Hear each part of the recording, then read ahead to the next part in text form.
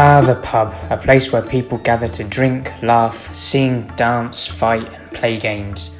A place where locals and strangers mingle to talk about the current affairs of the day and ponder life over a cold tankard of ale.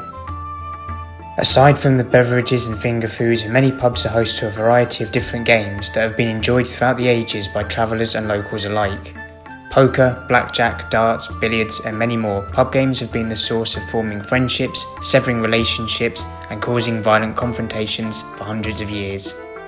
And yet, while the very earliest of players of such games have long since passed, the enjoyment of these playful pastimes still continues well into the modern era. Today, we're going back to the Middle Ages once again and looking into the history of some old pub games played, and perhaps cheated, by our ancestors from a bygone time. Welcome to Sketchy Past.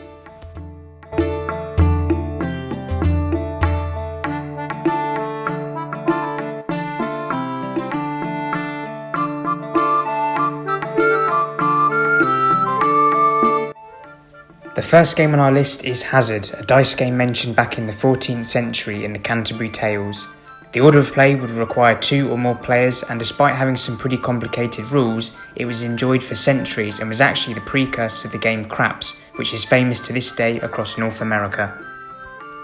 The basic rule of play was that the dice thrower or caster would call a number between 5 and 9 and roll the die. This number was known as the main, and if the player successfully rolls the number called out, they won. If they rolled a 2 or 3, then they lose. Rolling any other numbers would depend on the main and could result in either winning, nicking, or losing, outing.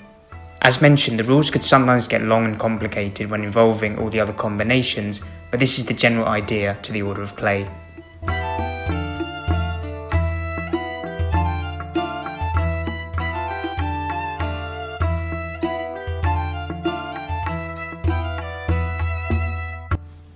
The second game, Ringing the Ball, is a much simpler affair. In this game, a bull's head would be placed either on a table or mounted on a wall, and a cable or string was attached to the ceiling of the tavern.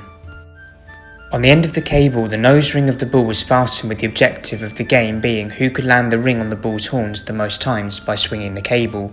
For the point to count, the ring must stay on the horn. Various theories to the game's origins exist, with the most popular one being that the game was brought to the British Isles after the Crusades in the 1100s. Whether this is totally true or not, the game can still be found in Ye Olde Trip to Jerusalem pub in Nottingham, which itself at one time was an old Crusaders tavern. So there is certainly merit to the story at the least.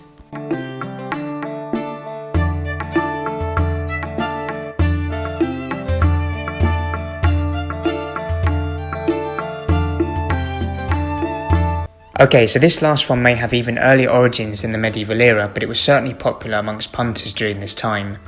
Nine Men's Morris, sometimes called Mill, is a board game with the basic aim to make horizontal or vertical lines with 3 pieces in a row. Perhaps you could say an early precursor to Connect 4 or Tic-Tac-Toe. Every time a horizontal line is achieved, the opposing player loses 1 piece, with the game continuing until the opposing player's pieces are reduced to 3. In total, each player begins the game with 9 counters, with white and black being the usual colours. Nine Men's Morris, or variations of this game, date all the way back to antiquity, with evidence suggesting it was played in ancient Rome and possibly even ancient Egypt too. However, its inclusion in some of Shakespeare's works, such as A Midsummer Night's Dream, have given it the archetypal image of a medieval era pub game. I hope you guys enjoyed today's video on some of these classic pub games. Please consider subscribing to the channel if you enjoyed today's video and would like to see more. Thank you to all viewers and subscribers, and who knows, maybe I'll see you in one of these old taverns one day. And if so, why not? Let's give one of these games a go, eh? See you guys next time.